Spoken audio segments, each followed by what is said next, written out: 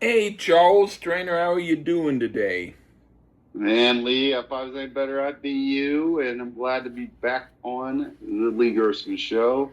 Right on. This is a Lee pick, but yet not necessarily. Me and Lee used to moonlight on somebody else's show, and I know back all the way back then. He mentioned this album back then, and somehow, some way, I remembered it. So actually, I asked to do this, but yet it was Lee's pick in the long run. So, Yeah, yeah, I mean, and well, kind and of, and but and, from and years I ago. did I did finally want to do it, but I um I also reminded him. oh Yes. yeah, also it competes with a bunch of other stuff that I want to spring on someone and didn't yet. So Yeah. finally we got to do this. This is a group called the Red Krayola, and the album is called Coconut Hotel. Out of Houston, Texas, one of my old Yeah, towns I used to live in. So apparently legendary. yeah, Now they're an avant-garde, or at least this album is avant-garde. I think John Lennon was quoted saying, "Avant-garde is French shit." yeah, I'm not sure. But to be fair, Lennon tried to make avant-garde shit too. So I mean, that ain't like you can pick. He was just trying to be clever, that Lennon. But avant-garde group out of Houston. This didn't come out till 1995. yeah. It was recorded back in the 60s. Yeah. And then the record company, who were known to be daring and out there, thought this was too daring and out there. So they wouldn't release it. So finally, the group, it took them a long time to do it. And I can't believe that. But no, sorry, thinking out loud. all right, But it was 28 years before it was released. But it took them a long time. Go ahead, Lee. Continue. yeah, Sorry. and they were the kind of group that were supposed to be like a group that instead of really knowing how to play anything, they just sort of Oh, did it I anyway. see. And after I about see. 40 or 50 years, they still have not improved. They have That's consistently interesting. stayed on this level. Really, even And today. and and they yeah. And You're so serious. yeah, try to find anything normal by them and you will, but it will be very badly played. Huh. That's And interesting. so they just kind of decided, I guess, on this album to take away any of the regular song structures and just do the bad. Wow. And so it it would I mean this in a good way, but it would be like if you decided to take away all of the influences that you do when you do guitar and just put on a blindfold and earplugs and not know what you're doing and just play. And Yeah. then after that, you decide it was not bad enough, and then you did worse. And that's what this is. That should tell people.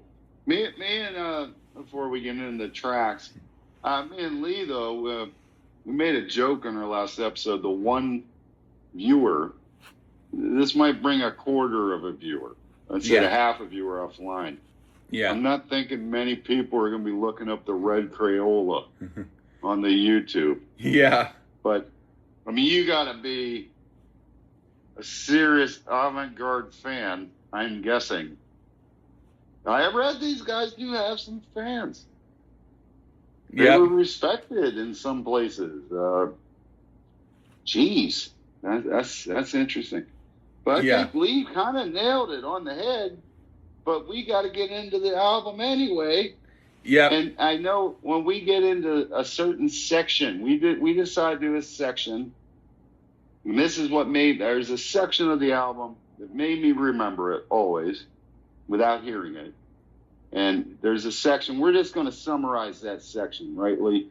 Yeah. We're not getting into individuals. I was going to do the individual songs, but just no way. There was, I mean, there could have been, but you weren't the guy who I wanted to subject that to. Yeah. You almost are, but you aren't.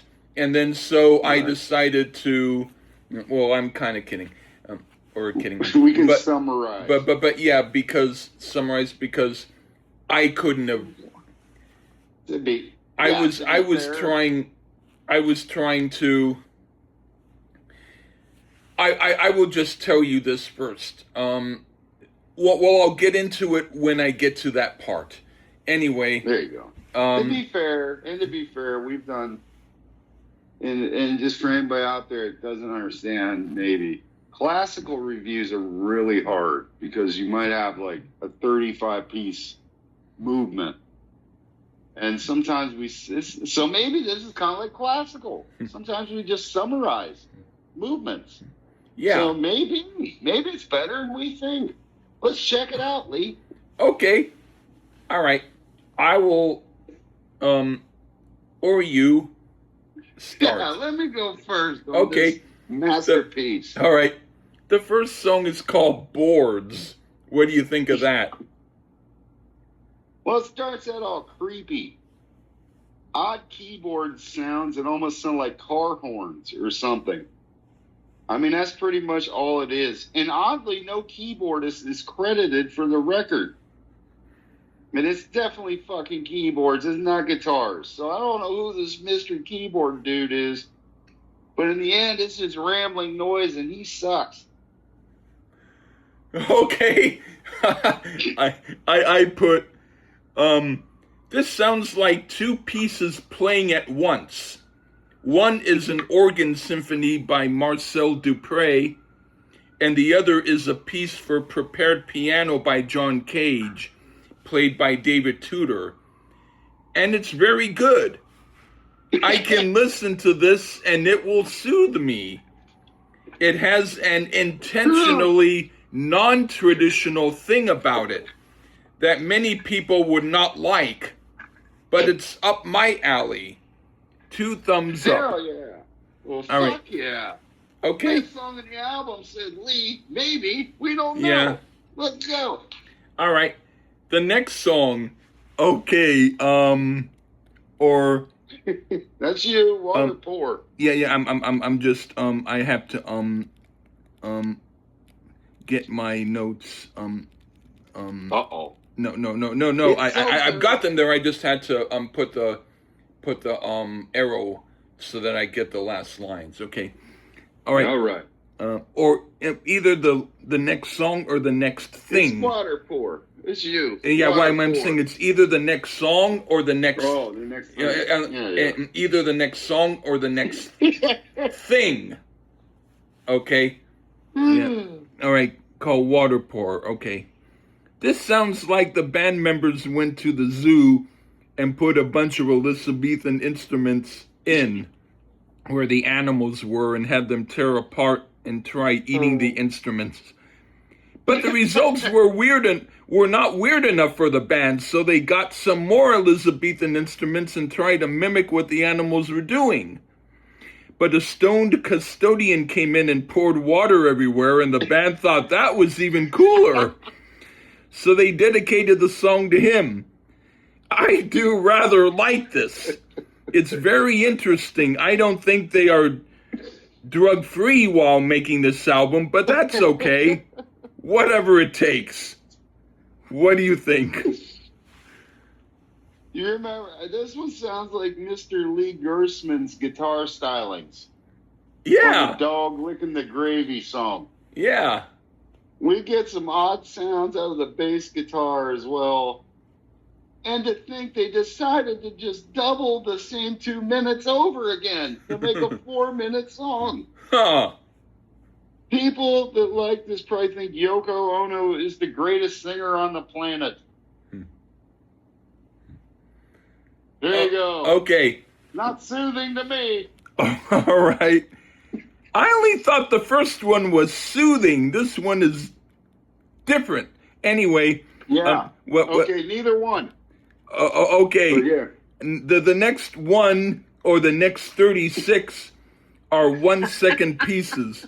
And these are, well, I found that when I was listening on YouTube was buffering everything so that it was very irritating and it was lagging in giving the right number to the right song. So instead, I downloaded the album as the one whole track, and then I listened to this, and then I was able to make sense of it. But anyway, I put some of the pieces have 2 parts to them, like the instrument plays and stops quickly and then plays something else. But most of the songs are 1 chord or 1 playing only, and a few of the rest have 2 or 3 or perhaps 4 parts to them. And the last song has an echo when it closes to inform the listener the pieces are all done. I've done little songs of that length before, and usually they're my ways of trying to do a certain number of pieces regardless of how long or not long they last. I hadn't heard this recording back then, so I wasn't influenced by the red Krayola, but I can't say I didn't have similar intentions to what they did. I'm sure that's why they did it, and I've heard individual pieces without the rest, and they do have individual shapes and styles. I will say I like them better as individual pieces than listening as a whole group. But I do like them also as a whole group, and I think it's humorous and interesting. I prefer the longer songs on here, but I wouldn't skip these if I was playing the whole album, which I have done more than once for pleasure. Okay, what do you think? Yeah, 36 songs of fragments. And it's probably more entertaining and listenable as a movement than the opening 2 songs. It does sound like mainly trumpet blasts and crashing of a piano. And, yeah, I can say I enjoyed these 36 songs more than the opening 2 things, which I wouldn't classify as songs in any way. Those were just noise. At least this is gimmicky, but I will say false advertising. They're not all 1 second. And I think the longest is 11 seconds. But the idea comes through. Best track on the album. These 36 tracks. Okay. What do you think Sound like something. Yeah, all right. That's cool. What do you think of organ build-up? When they mean build-up, they mean build-up. From basically silence, the full blast of what sounds like is maybe 2 notes at best from an organ. And again, it's better than the opening 2 songs. Oh, wow. Nothing to this as far as the song, but going from silence to very loud and then it cuts off. But it's better than those opening 2. Okay, that's cool. I'd put it's okay because it's not long. It almost sounds like a bully ready to pick on someone and at the last moment walks away and decides not to bully someone. It's odd but intriguing. Okay, now for vocal. Okay. This sounds a bit like if I recorded myself burping and then slowed it down 10 times and then had backing musicians try to interpret what the best music was to fit it. And they weren't even close, but somehow I liked it, so I kept it. It's definitely not a normal tune. What do you think? You know, something just told me this one would be epic. But it's called vocal. If you count vocal as someone blowing into a Coke bottle and getting a high-pitched sound as a vocal, then this is your jam. Now, just some odd soundscapes. And I'm pretty sure one has to be on some great LSD to get into this. And then, well, to be fair, they finally do go in a long piece that features more odd things. Then this is no way pleasurable for me, unless I was on acid, which I'm not. But if you're on acid, you'd probably love it. Okay, what do you think of free guitar? Yeah, Eddie Van Halen's got nothing to worry about losing his place as a guitarist.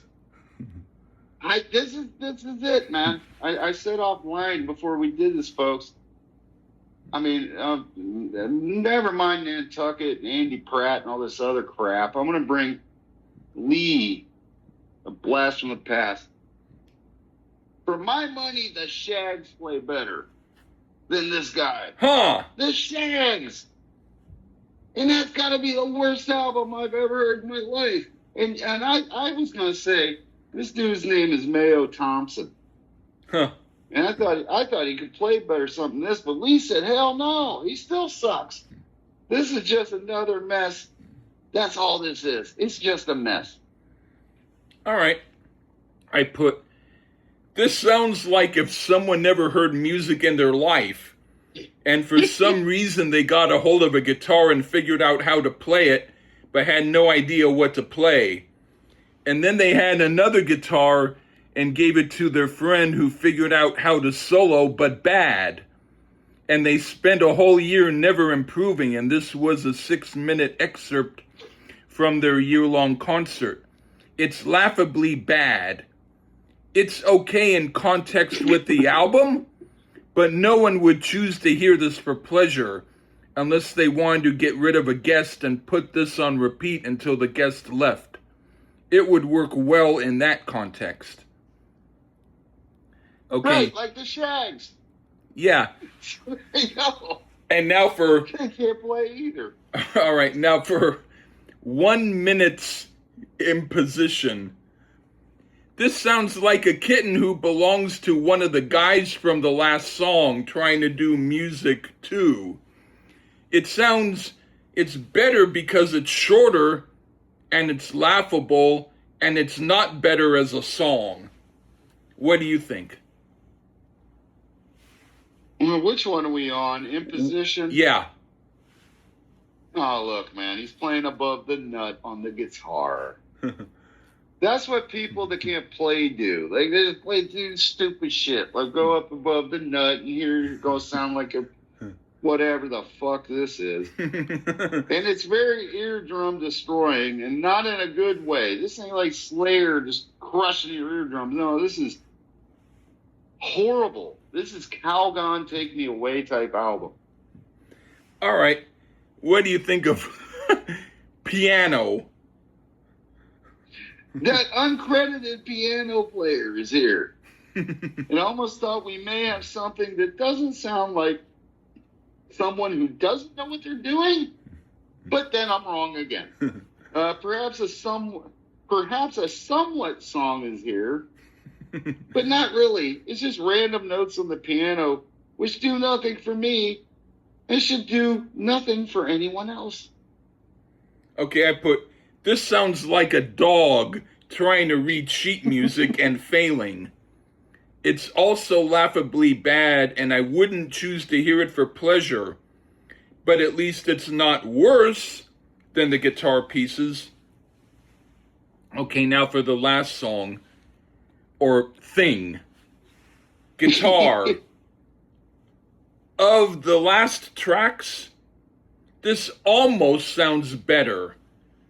It sounds like someone who used to know how to play guitar, but somehow got physically and mentally screwed up, and this is the best they could do.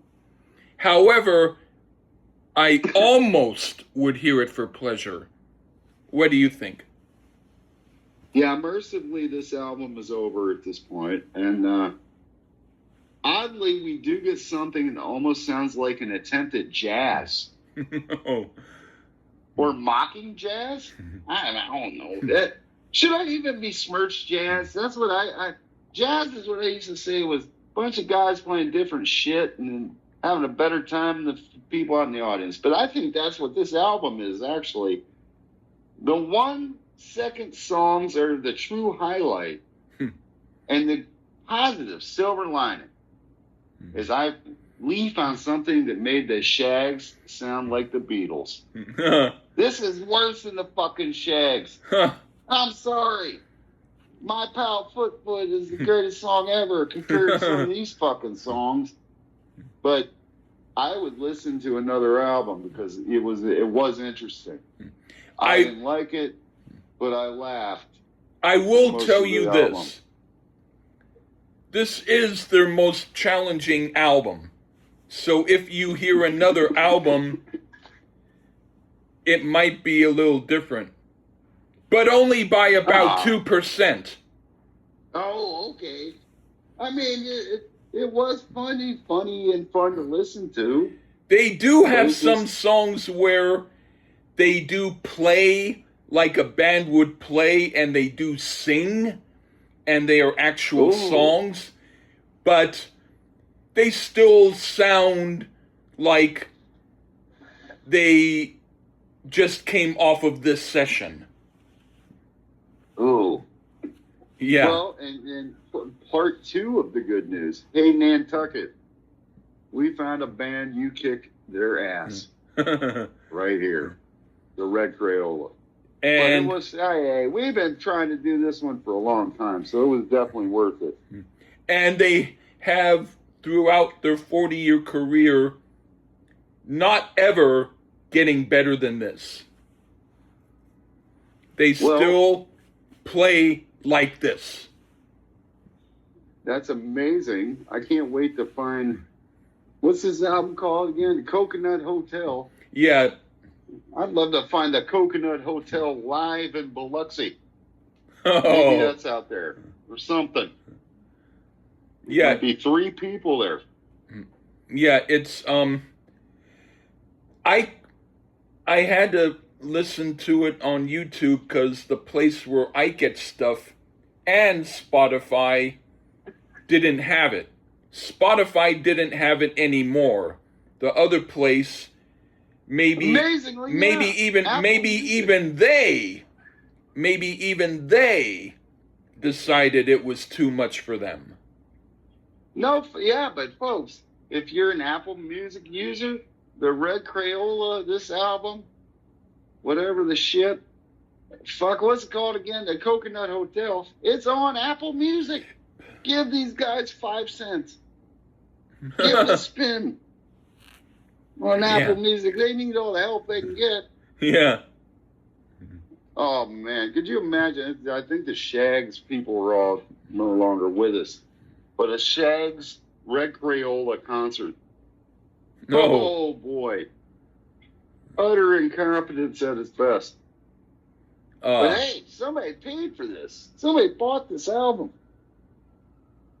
Somebody paid them to do this. That gives me inspiration right there.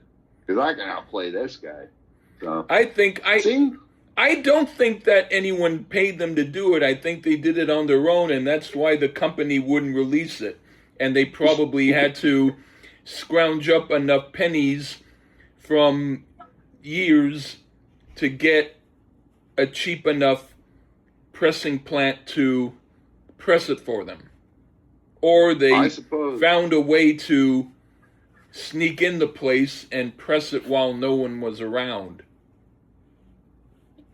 Yeah. I mean, 28 years. I thought Guns N' Roses' Chinese Democracy was a long wait, or Chicago Stones of Sisyphus, which we've done, and that sucked. Yeah, I mean, it's a legendary album. No, 28 years. The world waited for this. But they waited for the great songs like Free Guitar. Yeah. Well, at least you didn't have to pay for it. It was free. I'm actually paying a subscription. So yeah, no, I paid for mine, but But I okay. didn't buy the album. I wouldn't buy this album for shit. Unless Oh, I needed a liner for a birdcage for the album cover. But it was still fun. Listen, I mean, it's still we endured the Shags. yeah. Me and you. We endured a lot of crappy fucking stuff. The fucking whatever, the Nantucket. That was terrible shit. Nantucket literally sound. Well, I won't say like Led Zeppelin. They're like Night Ranger compared to these guys. Yeah. So, because they're still Nantucket. Like I wouldn't pay no money to go see them. Yeah. Neither Night Ranger. I have a life. I have something to do. Yeah. I'll go see. Don't make me break out some Goran Bregovic on you. No, some okay. Yugoslav folk music. We don't want to do that on the channel. But I would say even he probably at least sounds like music. Very polka sounding. But what I mean is, but at least but it would sound like stuff on planet Earth. Right, they're playing chords. Yeah. Not just a random note and like you said, a dog running across pen or whatever. Yeah. No. And they're not better. That's amazing to me. There's no way people pay to go watch this. Well, it's been a while since I've checked. Who knows? Maybe I don't know. All I know is last time I checked that was my impression.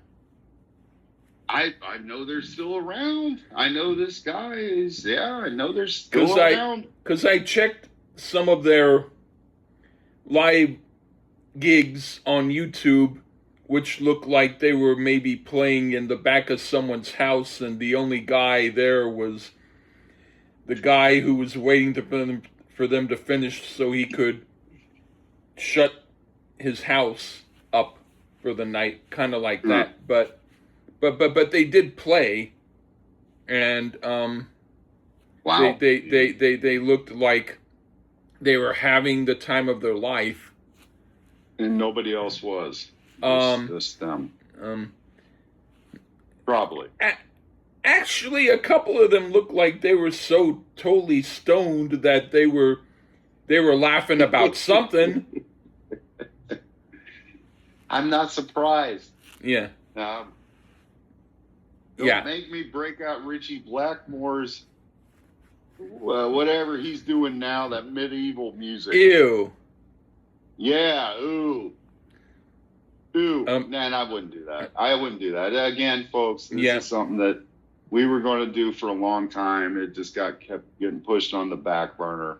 Yeah. I always said from the get-go, I'll do it. So I reminded Lee. Yeah, I'm glad we did it because I wanted to see if this would change your mind about that type of music. No. Yeah, no, unfortunately, no. But I didn't mind the 36 song suite of a few seconds because it was. I don't know what they were actually going for. I'll say that maybe they're smarter than me, but it was interesting to hear. Yeah, and it made me laugh. It was better than anything else on the album. I do think that they were completely drug filled and they used whatever drug hallucination to think of whatever they were doing. I don't think they were straight or that they had any human sense to what they were doing. No, yeah, not many. And I love like Syd Barrett level Pink Floyd era Pink Floyd. He's got some wacky moments. Yeah, but he sounds like a classical composer. So if you like some wacky out there stuff, this is the band for you, the Red Krayola. So see, Red Krayola, you're not for me because I like music. But somebody out there will like you. Yeah. So I gave you a plug. God damn it. You're still playing in people's houses, probably terrorizing them, probably broke in. We're playing this shit, some fucking free guitar. Oh no, make it stop. A piano. Yeah. Oh, horrible. Yeah. And give credit to that crappy piano player too. Yeah. Fix that, Red Krayola. If Yeah. somebody was playing keyboards on this album Yeah. that you didn't give credit to, that's not nice. Well, they But- did sometimes have people come in to just play stuff. One guy who was on one of their other albums